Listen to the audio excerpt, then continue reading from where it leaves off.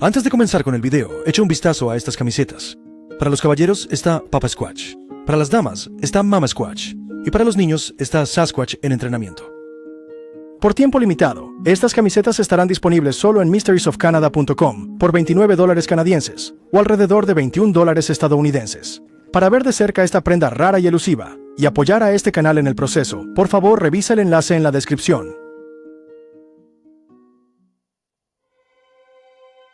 Con la excepción de un solo artículo en el Ottawa Journal que describe la captura de George Baudet, un veterano sin hogar de los ejércitos imperiales ruso y alemán, que vagaba por los bosques fuera de Aylmer, Ontario, siguiendo los pasos de otro vagabundo que había rondado el área 13 años antes, la siguiente oleada de historias de hombres salvajes en aparecer en los periódicos canadienses giró en torno al naufragio de un vapor de pasajeros de casco de hierro llamado SS Valencia.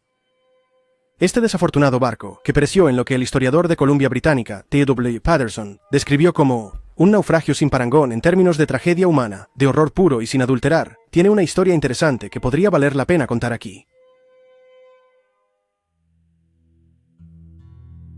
Construido en 1882 con el propósito de transportar pasajeros entre Caracas, Venezuela y la ciudad de Nueva York, el SS Valencia sobrevivió a varios encuentros con el desastre a lo largo de su colorida carrera de 24 años. El 27 de mayo de 1897, este vapor estadounidense de 1.600 toneladas entró en la bahía de Guantánamo en Cuba para entregar pasajeros y carga al puerto de Guantánamo. En ese momento, Cuba estaba envuelta en su tercera y última guerra por la independencia.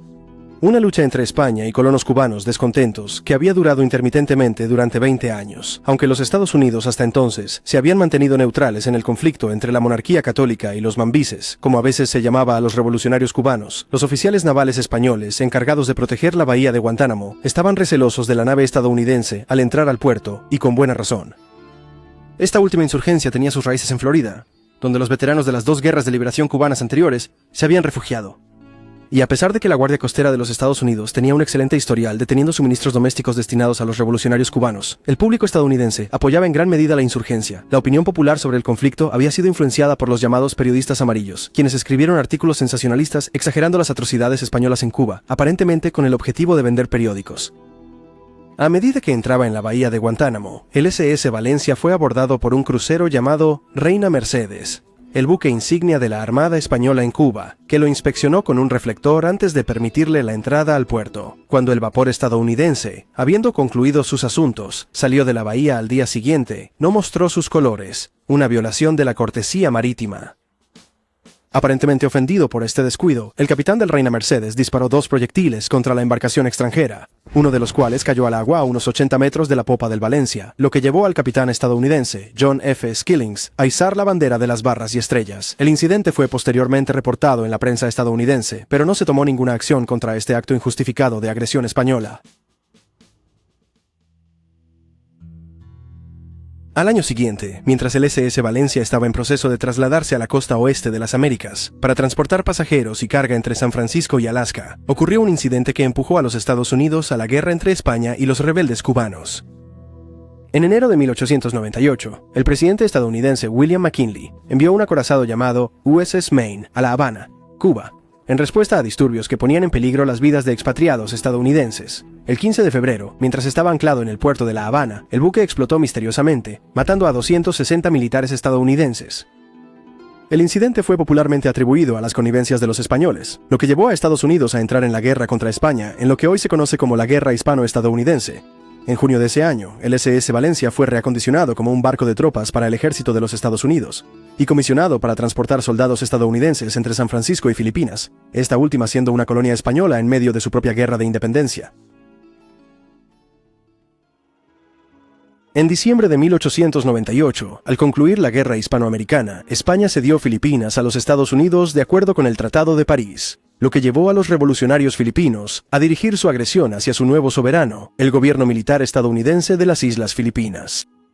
El SS Valencia continuó sirviendo como barco de tropas durante la subsiguiente guerra filipino-estadounidense, reanudando finalmente su función anterior como ferry de la costa oeste al concluir ese conflicto en 1902. A pesar de salir ilesa de 2 guerras consecutivas, el SS Valencia tuvo una difícil transición a labores en tiempos de paz. En 1902, mientras regresaba de un viaje a Valdez, Alaska, el Valencia colisionó con otro vapor cerca de Seattle, Washington. sufriendo daños en su exterior de hierro. 3 años después, encalló en el puerto de St. Michael, Alaska, pero fue reflotado con la ayuda de un remolcador. En enero de 1906, el Valencia fue encargado de transportar pasajeros de San Francisco a Seattle, lo que requería un viaje a través del estrecho de Juan de Fuca y hacia el sur por Puget Sound. En ruta, el vapor fue azotado por una tormenta frente a la costa del norte de California, lo que dificultó la navegación. En la confusión que siguió, la tripulación pasó de largo la entrada al estrecho de Juan de Fuca y continuó hacia el norte por la costa oeste de la isla de Vancouver, hacia un tramo traicionero de agua conocido coloquialmente como el Cementerio del Pacífico. El 22 de enero, justo antes de la medianoche, el SS Valencia chocó contra un arrecife cerca del Cabo Beal, en el extremo oriental de Barkley Sound, que surca el extremo suroeste de la isla de Vancouver. Con la esperanza de encallar el barco antes de que naufragara, el capitán del Valencia, Oscar Johnson, encajó la nave en las rocas del mar, a unos 90 metros de un interminable tramo de acantilados de 30 metros de altura que conformaban la costa, conocidos hoy como los acantilados de Valencia. Contrario a las órdenes del capitán, 4 de los 7 botes salvavidas del barco se llenaron con pasajeros, muchos de ellos mujeres y niños, y se bajaron al agua. 3 de los botes salvavidas se desviaron mientras descendían por el costado del casco de hierro, arrojando a sus desafortunados ocupantes a la frialdad y oscuridad. La mayoría de los pasajeros se ahogaron inmediatamente, mientras que algunos lograron nadar hasta la base del acantilado, solo para ser destrozados por las olas contra las rocas.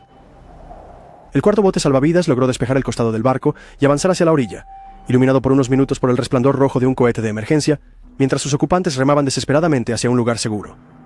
El bote no sería visto nuevamente por otros 27 años. Se lanzaron 2 botes salvavidas más, cuando el viento y las olas empujaron al Valencia hacia la izquierda, protegiendo su lado de babor del peor de la tempestad.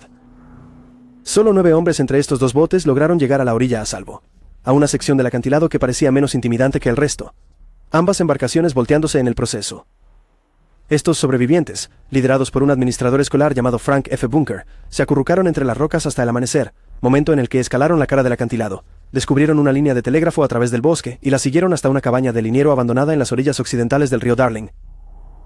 Uno de los hombres logró establecer comunicación con el encargado de la estación de luz de Carmana Point, a quien informó del desastre.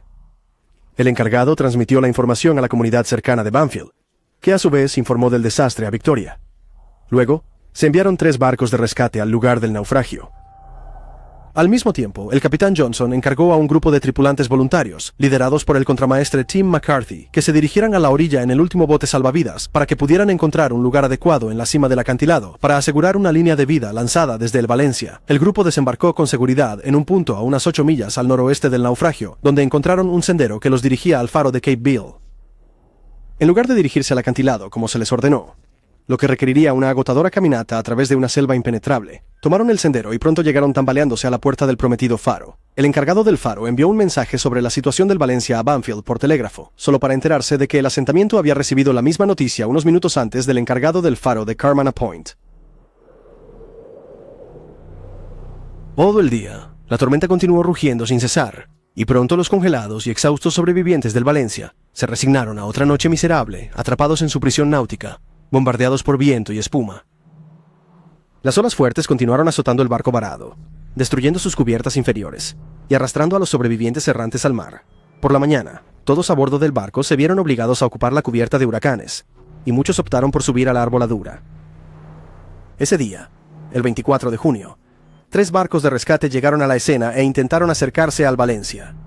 Todos se vieron obligados a abandonar la empresa debido a las olas y al fondo marino poco profundo y desconocido.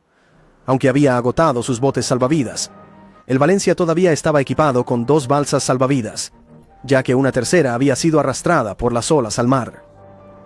10 hombres se subieron a una de estas frágiles embarcaciones y avanzaron sobre las aguas agitadas, esperando ser recogidos por un bote de rescate. El resto de la tripulación instó a las mujeres y niños sobrevivientes a que usaran la segunda balsa salvavidas, declarando que podría ser su última oportunidad de rescate. Sin embargo, creyendo que la tormenta pronto amainaría, se negaron a subir.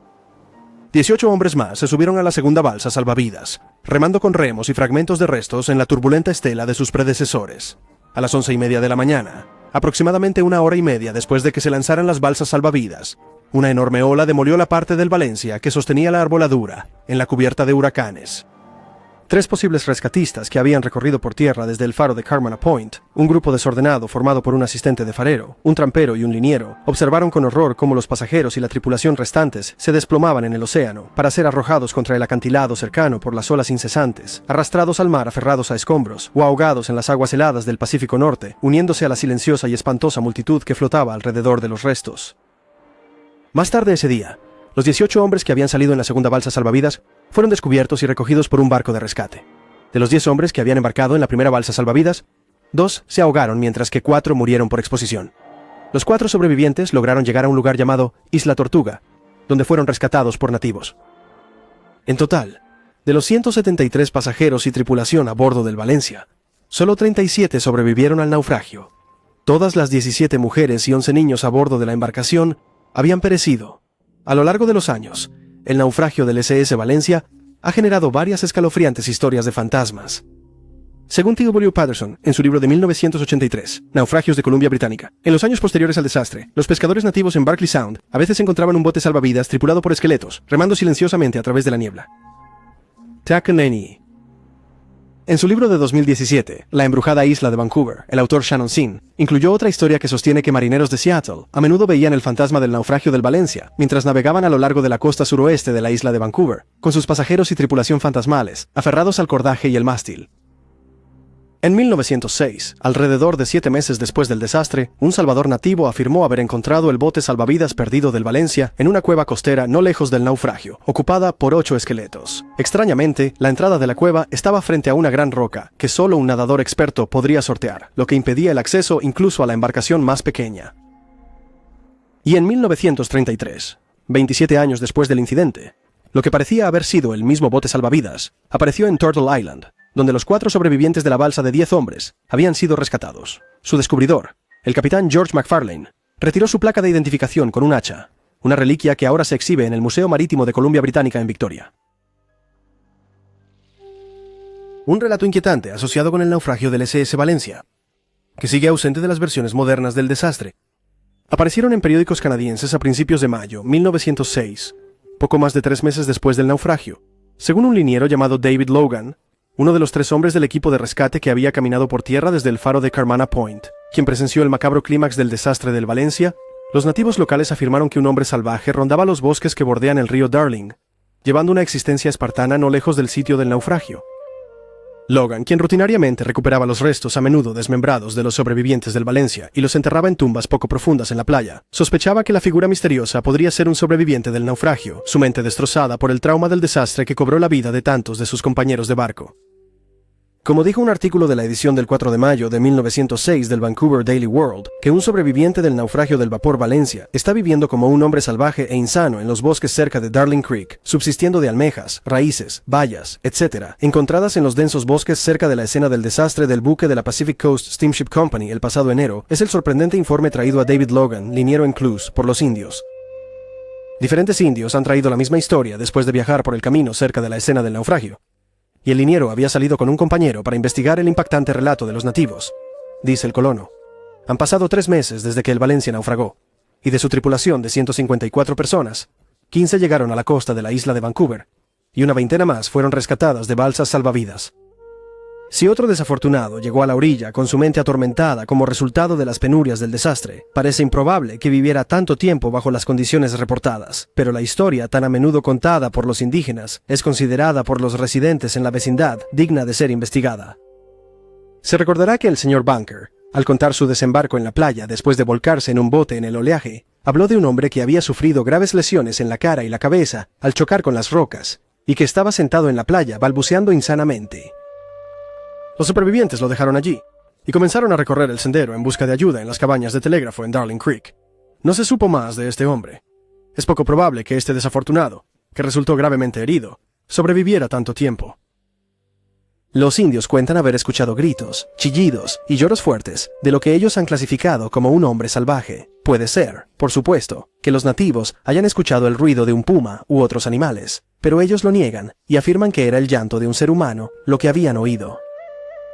Los indígenas del distrito han sido gravemente asustados por la presencia informada del hombre insano que, dicen, frecuenta las cercanías de Darling Creek, cerca de cuya desembocadura hay una buena playa de almejas y en cuyo valle hay muchas bayas y raíces. Sin embargo, en los meses de invierno, uno pensaría que el bosque habría proporcionado poco sustento. Al compilar los diversos informes traídos por los indígenas, el señor Logan ha decidido investigar y se ha ido a Darling Creek con un compañero para este propósito. Si se comprueba que los informes de los diversos indígenas son correctos, el señor Logan informará de la existencia del desafortunado y se organizará un grupo para capturar al hombre trastornado para que pueda recibir el cuidado adecuado. Los hallazgos de esta expedición, según el conocimiento de este autor, nunca se hicieron públicos.